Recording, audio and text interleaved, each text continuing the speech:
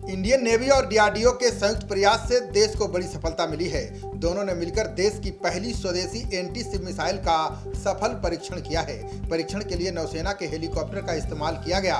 Helicopter से दागे जाने के बाद मिसाइल दुश्मन के जहाज को एक पल में तबाह कर देगी।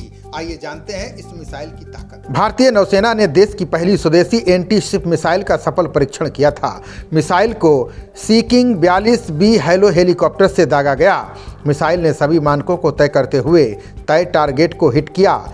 इस बार इस मिसाइल में स्वदेशी सीकर और गाइडेंट टेक्नोलॉजी की भी जांच की गई। ये 100% सफल रही। नई स्वदेशी नौसैनिक long range anti ship missile sea skimming trajectory पर चलते हुए सीधे टारगेट से जाकर टकराई। बता दें कि सी स्किमिंग का मतलब यह है कि मिसाइल समुद्र की सतह से कुछ फीट या मीटर ऊपर तेजी से उड़ते हुए जाती है।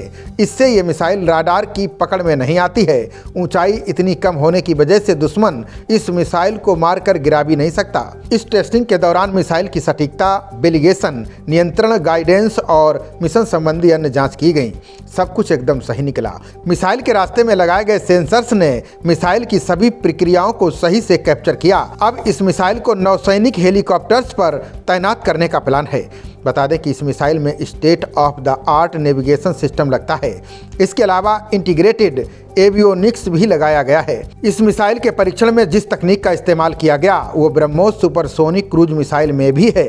पिछले साल भी मई महीने में इस मिसाइल की टेस्टिंग ओडिशा के चांदीपुर के तट के पास की गई थी।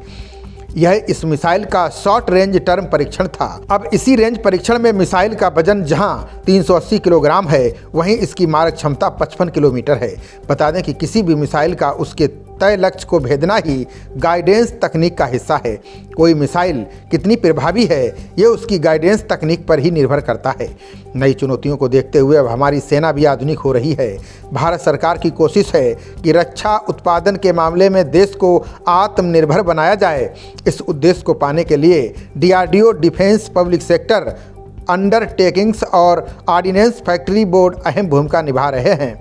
अभी हमारा देश हथियारों की आपूर्ति के लिए बड़े पैमाने पर विदेशों पर निर्भर है, लेकिन अब सरकार हथियारों के आयात को रोकने के लिए देश में ही हथियारों के निर्माण और तकनीक के हस्तांतरण के लिए समझौते कर रही है।